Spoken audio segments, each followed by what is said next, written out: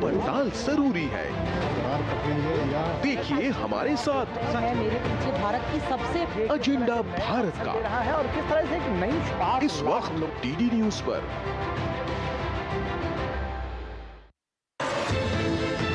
हर पल बदल रही है दुनिया, इसलिए हर खबर रखती है मायने। यूरोप से लेकर अफ्रीका, अमेरिका से लेकर एशिया, दुनिया के हर कोने से बड़ी खबरें, हर मुद्दे की गहराई से पड़ताल, लेटेस्ट अपडेट और सटीक विश्लेषण। देखिए अंतर्राष्ट्रीय खबरों का भरोसेमंद कार्यक्रम खबर दुनिया की, सोमवार से शुक्रवार रात 10 बजे सिर्फ डीडी न्यूज पर।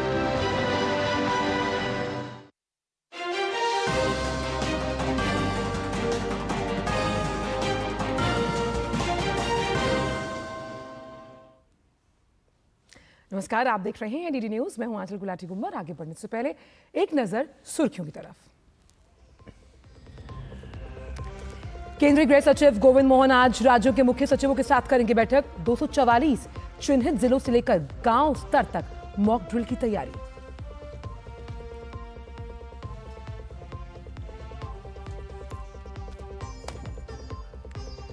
एलओसी पर पाकिस्तान की नापाक हरकतें जारी। लगातार 12वें दिन सीज फायर का किया उल्लंघन।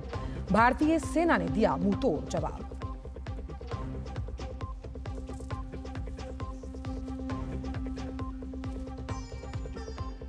सुप्रीम कोर्ट आज और कल गोधरा ट्रेन अग्निकांड मामले की करेगा अंतिम सुनवाई। राज्य सरकार और दोषियों ने दाखिल की हैं याचिकाएं।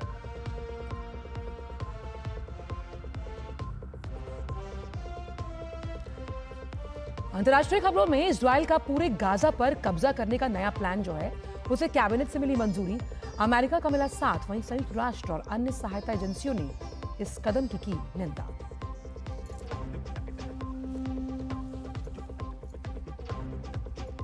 और खेल की खबरों में तैराकी का पावर हाउस माने जाने वाले कर्नाटक के तैराकों ने खेलो इंडिया यूथ गेम्स में दिखाया अपना दम। एक ही दिन में जीते 4 स्वर्ण पदक। आज भी विभिन्न प्रतियोगिताओं में प्रतिभागी दिखाएंगे दमखम।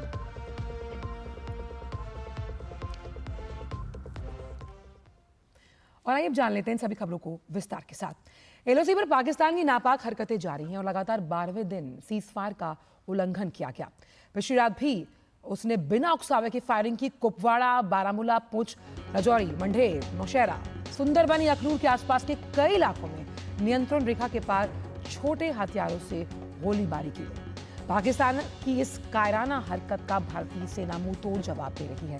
पहलगाम में जिस तरह की दहशतगर्दी की गई थी उसके बाद से लगातार पाकिस्तान की हताशा, उसकी बौखलाहट, उसकी खिसियाहट नजर आ रही है और इसीलिए बिना उकसावे के लगातार फायरिंग की जा रही है और नापाक मंसूबे जो हैं पाकिस्तान के उन्हें ध्वस्त करती हुई भारतीय सेना लगातार मुंहतोड़ जवाब दिया जा रहा है भारतीय सेना द्वारा।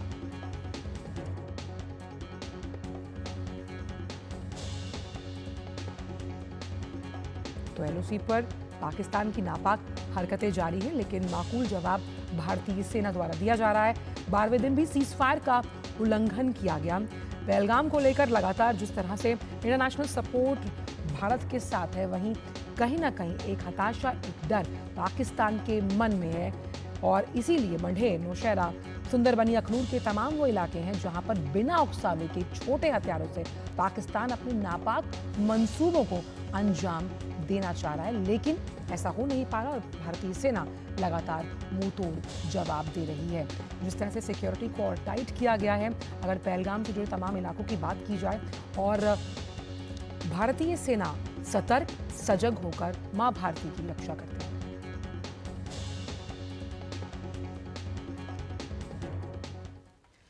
केंद्रीय गृह मंत्रालय ने देश के 244 चिन्हित सिविल डिफेंस जिलों में 7 मई 2025 को सिविल डिफेंस अभ्यास और रिहर्सल आयोजित करने का निर्णय लिया। यह अभ्यास गांव स्तर तक आयोजित किया जाएगा। केंद्रीय गृह सचिव गोविंद मोहन आज राज्यों के मुख्य सचिवों के साथ इस बारे में वीडियो कॉन्फ्रेंसिंग के माध्यम से बैठक करेंगे। सुरक्षा अभ्यास का मुख्य उद्देश्य विभिन्न नागरिक सुरक्षा उपायों की संचालनगत प्रभाव और समन्वय क्षमता का आकलन और परीक्षण करना है।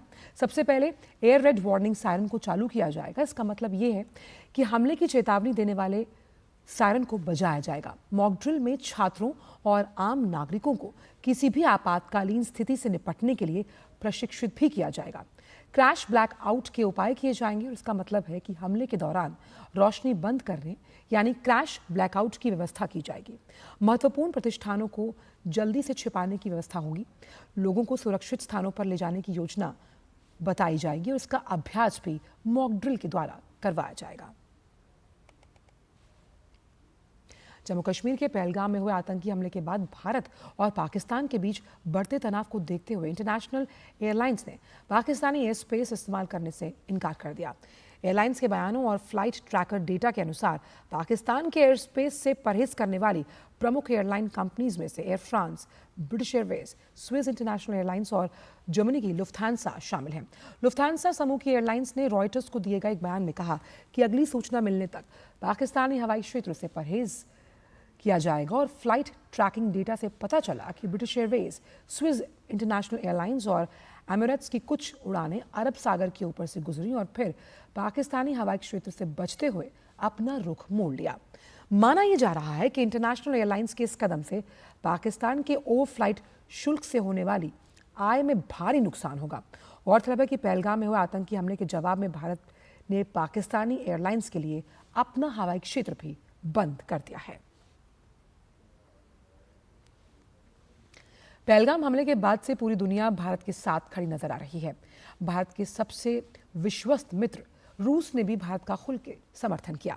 रूस के राष्ट्रपति व्लादिमीर पुतिन ने प्रधानमंत्री से फोन पर पहलगाम हमले पर अपनी संवेदनाएं व्यक्त की और आतंक के खिलाफ भारत की मुहिम का समर्थन किया। प्रधानमंत्री मोदी ने राष्ट्रपति पुतिन को भारत आने का न्योता दिया, जिसे उन्होंने स्वीकार कर लिया। इससे पहले भी विश्व के तमाम देशों के नेताओं ने प्रधानमंत्री से बात कर समर्थन जताया। देखिए उससे जुड़ी ये खास रिपोर्ट। पहलगाम में हुए आतंकी हमले की दुनिया भर ने कड़ी निंदा की है। रूस के राष्ट्रपति व्लादिमीर पुतिन ने सोमवार को प्रधानमंत्री नरेंद्र मोदी को फोन किया और पहलगाम में हुए आतंकी हमले की कड़ी निंदा की। उन्होंने निर्दोष लोगों की मौत पर गहरी संवेदना व्यक्त की और आतंकवाद के खिलाफ लड़ाई में भारत को पूरा समर्थन देने की बात कही। उन्होंने इस बात पर जोर दिया कि इस जघन्य हमले के दोषियों और उनके समर्थकों को न्याय के कटघरे में लाया जाना चाहिए। दोनों नेताओं ने भारत रूस विशेष और विशेषाधिकार प्राप्त रणनीतिक साझेदारी को और मजबूत करने की अपनी प्रतिबद्धता दोहराई। प्रधानमंत्री मोदी ने राष्ट्रपति पुतिन को विजय दिवस की 80वीं वर्षगांठ के अवसर पर शुभकामनाएं दी और उन्हें इस साल के अंत में भारत में आयोजित होने वाले वार्षिक शिखर सम्मेलन के लिए आमंत्रित किया, जिसे राष्ट्रपति पुतिन ने स्वीकार किया। जापान के रक्षा मंत्री ने भी पहलगाम आतंकी हमले की कड़ी निंदा की है और भारत के साथ एकजुटता जताई है। रक्षा मंत्री राजनाथ सिंह ने हमले की निंदा करने और समर्थन देने के लिए जापान सरकार का आभार जताया। दोनों नेताओं ने आतंकवाद के खिलाफ सहयोग और जानकारी साझा करने को और सशक्त बनाने पर सहमति जताई। I recall our meeting at Vientiane, Laos in November last year, where we decided to expand defense cooperation in industry, technology and interoperability between the armed forces. At the outset, I would like to thank the government of Japan for their strong expression of solidarity with India in the wake of the Pahalgam terrorist attack. Excellency, I take this opportunity to compliment you for your immense contribution in deepening of the Indo-Japan defense relations. आतंकवाद के खिलाफ भारत को पूरे विश्व से समर्थन मिल रहा है और दुनिया भर के देश पहलगाम आतंकी हमले की कड़ी निंदा कर रहे हैं। Bureau report, DD news. संयुक्त राष्ट्र के महासचिव एंटोनियो गुतेरेस ने 22 अप्रैल को पहलगाम में हुए आतंकी हमले की कड़ी निंदा करते हुए हमले के जिम्मेदारों को न्याय के कटघरे में लाए जाने की बात कही है। उन्होंने हमले के पीड़ितों के परिवारों के प्रति अपनी संवेदनाएं व्यक्त करते हुए कहा कि नागरिकों को निशाना बनाना अस्वीकार्य है और जिम्मेदार लोगों को न्याय के कटघरे में लाया जाना चाहिए। Tensions between India and Pakistan are at their highest in years. I deeply respect and I am profoundly grateful to the government of people of both countries and their significant contributions to the work of the United Nations, not least UN peacekeeping.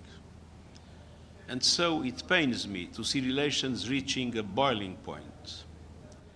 I understand the raw feelings following the awful terror attack in Pahalgam on 22 April. I once again strongly condemn that attack and extend my condolences to the families of the victims. Targeting civilians is unacceptable, and those responsible must be brought to justice through credible lawful means. Pahalgam हमले के बाद पाकिस्तान के साथ बड़े तनाव के बीच भारतीय नौसेना और डीआरडीओ ने स्वदेशी रूप से डिजाइन और विकसित multi influence ground mine MIGM का सफलतापूर्वक परीक्षण किया। ये प्रणाली भारतीय नौसेना की समुद्री युद्ध क्षमताओं को और बढ़ाएगी। रक्षा मंत्री राजनाथ सिंह ने डीआरडीओ, भारतीय नौसेना, रक्षा उद्योग जगत की सराहना करते हुए कहा कि ये प्रणाली भारतीय नौसेना की समुद्री युद्धक क्षमताओं को और सशक्त बनाएगी। बिहार के कटिहार में समेली प्रखंड कार्यालय के पास राष्ट्रीय राजमार्ग 31 पर एक SUV और ट्रैक्टर की आमने सामने टक्कर हुई। हादसे में 8 लोगों की मौत हुई है, 2 अन्य घायल। कार में सवार यात्री शादी समारोह से लौट रहे थे जब NH 31 पर समेली ब्लॉक कार्यालय के पास ये दुर्घटना हुई। कटिहार पुलिस SP वैभव शर्मा ने बताया कि सभी मृतक पुरुष थे, वो SUV कार में यात्रा कर रहे थे। उन्होंने बताया कि हादसा उस समय हुआ जब सामने से आ रहे ट्रैक्टर की इनकी कार से टक्कर हुई है। खबर बंगाल से, जहां के मुर्शिदाबाद में बीते महीने हुई हिंसा के बाद से ममता सरकार लगातार सवालों के कटघरे में है। इतनी बड़ी हिंसक घटना के बाद राज्य की CM ममता दीदी को 1 महीने बाद मुर्शिदाबाद की याद आई और वो वहां के लोगों से मिलने पहुंची। घटना के बाद से ममता दीदी मौलानाओं के कार्यक्रमों में शामिल हुई थी और ना जाने कितने ऐसे सरकारी और राजनीतिक कार्यक्रम थे जिसमें वो पहुंची। लेकिन 1 महीने बाद मुर्शिदाबाद पहुंचने पर बीजेपी समेत तमाम विपक्षी दलों ने ममता दीदी को जमकर घेरा है। देखिए इससे जुड़ी एक खास रिपोर्ट। ममता को मुर्शिदाबाद के करीब 1 महीने बाद आई याद। ममता बनर्जी ने किया हिंसा प्रभावित मुर्शिदाबाद का दौरा। भाजपा ने ममता बनर्जी के मुर्शिदाबाद दौरे पर उठाए सवाल। भाजपा ने ममता के मुर्शिदाबाद दौरे को बताया दिखावा। मुर्शिदाबाद हिंसा के करीब 1 महीने बाद पश्चिम बंगाल की मुख्यमंत्री ममता बनर्जी हिंसा पीड़ितों की सुध लेने पहुंची। ऐसे में सवाल उठना लाजमी है कि मुख्यमंत्री ममता बनर्जी ने मुर्शिदाबाद हिंसा पीड़ितों से इतने दिनों तक दूरी क्यों बनाए रखी। जब पत्रकारों ने ममता बनर्जी से मुर्शिदाबाद हिंसा पर राज्यपाल CV आनंद बोस की ओर से गृह मंत्रालय को भेजी गई रिपोर्ट के बारे में पूछा तो उन्होंने कोई जानकारी नहीं होने की दलील देकर बचने की कोशिश की। मुर्शिदाबाद के दौरे को लेकर CM ममता ने अपना बचाव करते हुए कहा कि वो पहले भी दौरा कर सकती थी, लेकिन उन्होंने स्थिति सामान्य होने तक का इंतजार करना उचित समझा। केंद्रीय मंत्री गिरिराज सिंह ने मुख्यमंत्री ममता बनर्जी के मुर्शिदाबाद हिंसा के प्रभावित इलाकों का दौरा करने पर तंज कसा है। ममता बनर्जी के दौरे पर सवाल खड़ा करते हुए उन्होंने कहा कि मुख्यमंत्री ममता बनर्जी घड़ियाली आंसू बहाने के लिए मुर्शिदाबाद गई हैं। उन्होंने कहा कि ममता बनर्जी के शासन में हिंदू सुरक्षित नहीं है। ममता बनर्जी वोट की राजनीति करती हैं, लाशों पर, धर्म पर ये वोट की राजनीति करती हैं और तुष्टीकरण की राजनीति करती हैं। बांग्लादेशी, रोहिंग्या सबके लिए रेड कारपेट बंगाल में बिछा के रखी। पूरे बंगाल में हिंदुओं के अंदर एक आक्रोश है। तो 27 दिन बाद ममता बनर्जी घड़ियालू आंसू बहाने के लिए मुर्शिदाबाद पहुंची, औपचारिकता पूरा करने के लिए। इस बीच पश्चिम बंगाल के भाजपा नेता अग्निमित्रा पॉल ने मुख्यमंत्री ममता बनर्जी पर तुष्टीकरण की राजनीति करने का आरोप लगाया। 8 तारीख को घटना घटा, आज हो गया आपका, 5 तारीख को आप जा रहे, तो ये हिंदू तो समझ ही रहे। आपका प्रायोरिटी लिस्ट में हिंदू कहाँ है? नीचे है, इधर ऊपर 30% है, सिर्फ मुसलमान होना है, वो आपका प्रायोरिटी है। आप सिर्फ वोट बैंक के लिए काम करते हैं, मुसलमान के लिए भी आपका कोई भी चिंता नहीं है। 11 अप्रैल को मुर्शिदाबाद में वक्फ कानून के खिलाफ हुए विरोध प्रदर्शन के दौरान हिंसा हुई थी। वक्फ संशोधन कानून का विरोध कर रही भीड़ में शामिल उपद्रवी तत्वों ने जमकर पथराव और आगजनी की थी। उपद्रवियों ने हिंदुओं के घरों और दुकानों पर भी हमला किया था। इस हिंसा के कारण कई परिवारों ने इलाके से पलायन किया। Bureau report, DD news. और पश्चिम बंगाल के मुर्शिदाबाद में ही हाल ही में हुए दंगों के पीड़ितों ने राष्ट्रीय महिला आयोग से न्याय की गुहार लगाई। दंगों में मारे गए हरगोविंदो दास और चंदन दास की पत्नी ने इस दर्दनाक घटना को बताते हुए महिला आयोग के अध्यक्ष विजया रहाटकर को पत्र लिखा। राष्ट्रीय महिला आयोग ने इस मामले में तत्काल संज्ञान लेते हुए पश्चिम बंगाल के पुलिस महानिदेशक को पत्र लिखकर घटना पर तत्काल रिपोर्ट मांगी। साथ ही इस मामले में पुलिस की भूमिका के बारे में स्पष्टीकरण भी। आयोग ने शिकायत में नामित संबंधित अधिकारियों को 9 मई 2025 को सुबह 11 बजे व्यक्तिगत सुनवाई के लिए उपस्थित होने के लिए तलब किया। आयोग ने बताया कि पत्र में पीड़ितों ने राज्य सरकार द्वारा किए गए अत्याचार का विवरण दिया। पीड़ितों ने आरोप लगाया कि राज्य की पुलिस ने उन्हें न्याय देने के बजाय उन्हीं का उत्पीड़न किया। उन्हें सुरक्षा देने के बजाय एक राजनीतिक कार्यक्रम में उपस्थित होने के लिए धमकियां और जबरदस्ती की गई। पत्र में एक घटना का जिक्र किया गया जिसमें कोलकाता में उनके अस्थायी आश्रय पर पुरुष पुलिस अधिकारियों के एक बड़े दल ने हमला किया था। दंगाइयों ने दरवाजा तोड़ दिया, संपत्ति को नुकसान पहुंचाया, उन्हें हिरासत में लेने का प्रयास किया। राज्य की पुलिस ने बिना किसी कानूनी दस्तावेज के, बिना महिला पुलिस कर्मियों की मौजूदगी के और उनकी गरिमा की परवाह किए बिना उन्हें परेशान किया। राष्ट्रीय महिला आयोग के अध्यक्ष विजया रहाटकर ने हाल ही में पश्चिम बंगाल की हिंसा प्रभावित क्षेत्रों में अपनी यात्रा के दौरान इन महिलाओं से व्यक्तिगत रूप से मुलाकात की। आयोग ने स्पष्ट किया कि वो दंगा पीड़ित बहादुर महिलाओं के साथ मजबूती से खड़ा हुआ है। पश्चिम बंगाल के मुर्शिदाबाद जिले में हुई हिंसा से अपने पिता और भाई को खोने वाले समर्थ दास ने कलकत्ता उच्च न्यायालय में याचिका दायर कर सीबीआई जांच और सीएपीएफ द्वारा परिवार की सुरक्षा की मांग की है। इस मामले में उच्च न्यायालय आज सुनवाई कर सकता है। गौरतलब है कि बीते महीने मुर्शिदाबाद में वक्फ संशोधन अधिनियम को लेकर हुए हिंसक विरोध प्रदर्शन के दौरान हरगोविंद दास और उनके बड़े बेटे की हत्या कर दी गई थी।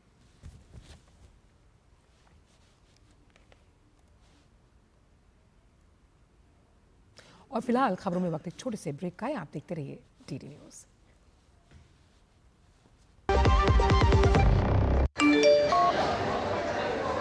वीडियो लाइक करने के पैसे मिलेंगे? So easy. अनजान लिंक्स पर क्लिक मत कीजिए। आरबीआई कहता है जानकार बनिए, सतर्क रहिए। विभाग अनेक, कंप्लेंट बॉक्स 1। किसी भी सरकारी दफ्तर, विभाग या बैंक से जुड़ी शिकायत के लिए pgportal.gov.in पर जाएं, रजिस्टर करें, संबंधित विभाग चुनें, शिकायत दर्ज करें और ट्रैकिंग आईडी नोट करें। एसएमएस या ईमेल पर एक्नॉलेजमेंट पाएं और शिकायत का जवाब सीधे मंत्रालय से प्राप्त करें। अब तक 1 करोड़ 12 लाख से अधिक भारतीयों ने भरोसा जताया। सीपी ग्राम्स, आपकी हर शिकायत का हल। अभी शिकायत दर्ज करें pgportal.gov.in।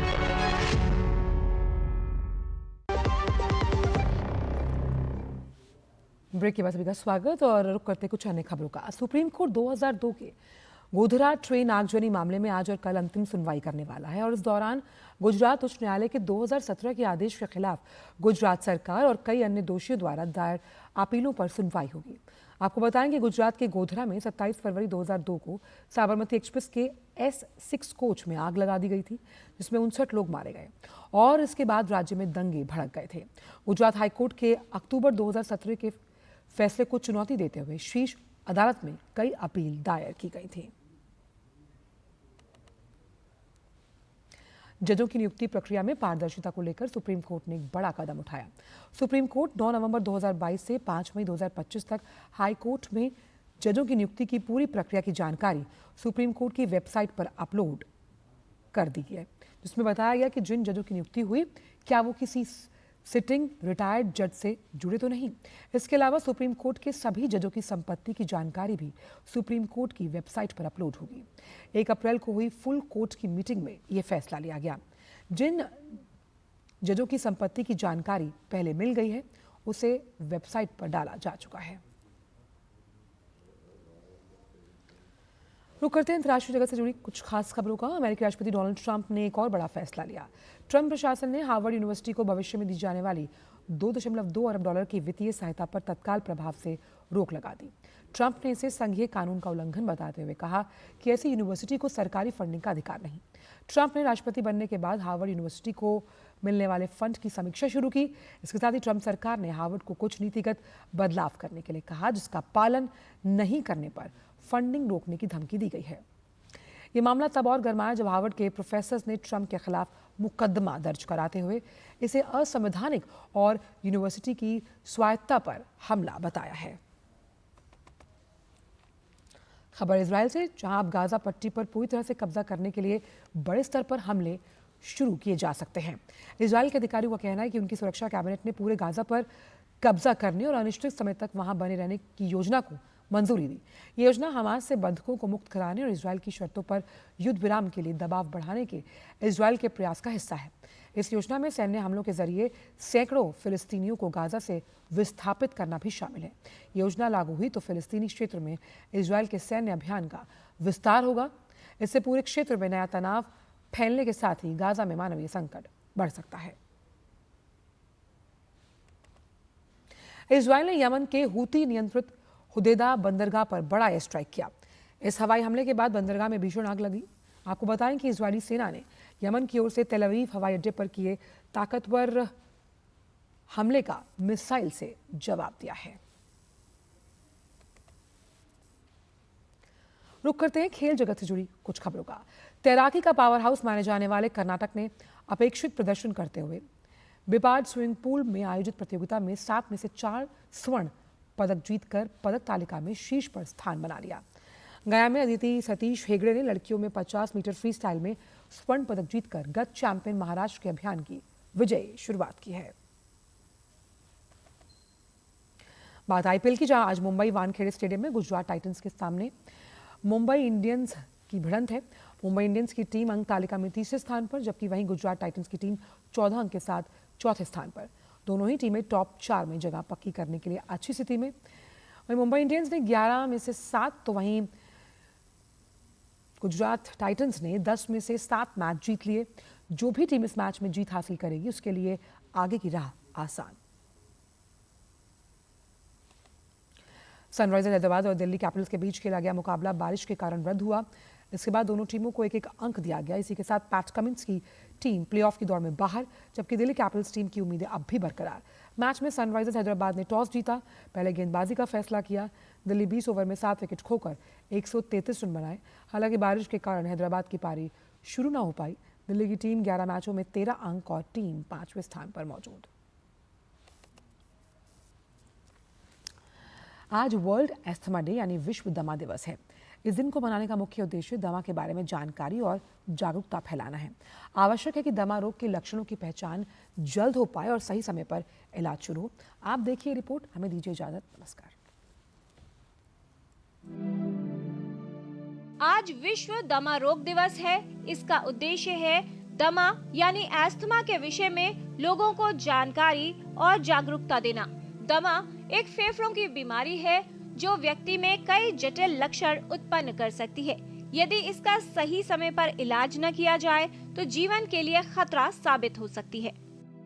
आज विश्व अस्थमा दिवस मनाया जा रहा है। विश्व अस्थमा दिवस मनाने का आज विशेष कारण ये है कि विश्व अस्थमा के लिए ये एक नया थीम दिया गया है कि make use of inhalation therapy by all. Asthma जो एक ऐसी बीमारी है जो सांस के बीमारी कही जाती है। इसमें सांस लेने में रोगी को दिक्कत होती है और उसके इलाज के लिए कुछ दवाइयों का उपयोग किया जाता है, जिसके अंदर ये सांस को कंट्रोल करने की दवाइयां हैं जिन्हें हम ब्रोंकोडायलेटर्स कहते हैं, और इसके साथ साथ हम इनहेल्ड कॉर्टिकोस्टेरॉइड यूज़ करते हैं। ब्रोंकोडायलेटर्स हमारे जो हैं वो गोलियों में भी अवेलेबल हैं और इनहेलर फॉर्म में भी अवेलेबल हैं, मगर जो अस्थमा के लिए स्टीरॉयड कॉर्टिकोस्टेरॉइड यूज़ किए जाते हैं वो ज़्यादातर हमें इनहेल्ड कॉर्टिकोस्टेरॉइड में यूज़ करने चाहिए, क्योंकि उससे साइड इफ़ेक्ट्स वगैरह बहुत ही मिनिमम होते हैं और ना के बराबर होते हैं। दमा होने पर किसी विशेष संवेदी तत्व के संपर्क में आते ही व्यक्ति की श्वास नलिकाओं में सूजन आ जाती है। इस कारण से श्वसन मार्ग सिकुड़ जाता है और व्यक्ति को सांस लेने में समस्या और कई लक्षण उत्पन्न हो सकते हैं। अस्थमा के लिए 2 चीज़ें हैं कि एक तो अस्थमा का अटैक हो तो एकदम इलाज किया जाए, दूसरा अस्थमा के अटैक को प्रिवेंट किया जाए। तो अस्थमा को अटैक को प्रिवेंट करने के लिए तो जो एक्सपोजर फैक्टर्स हैं उनसे हमें बचना है। अगर हमें धुएं वाली जगह पर नहीं जाना, सिगरेट स्मोक नहीं करनी और हमें धुएं में काम नहीं करना, और अगर हमारा कोई काम ऐसा है जिसके अंदर जैसे परफ्यूम्स वगैरह हैं उनसे भी होता है, कई लोगों को खाना बनाने में मसालों से भी होता है, तो उससे बचना है। तो उसके टाइम खाना बनाते समय आप अपना मुंह अच्छी तरह से कपड़े से ढक सकते हो ताकि आपको कम गंध उसकी आए। अस्थमा में उचित और प्रभावशाली इलाज के साथ बचाव की भी आवश्यकता होती है, इसलिए कुछ सावधानियों का पालन दमा रोगियों के लिए उपयोगी सिद्ध हो सकता है। सही समय पर सही इलाज, जीवन शैली में बदलाव और जागरूकता, इन सभी से दमा यानी अस्थमा को नियंत्रित करना संभव हो सकता है। किरण भारद्वाज, डीडी न्यूज।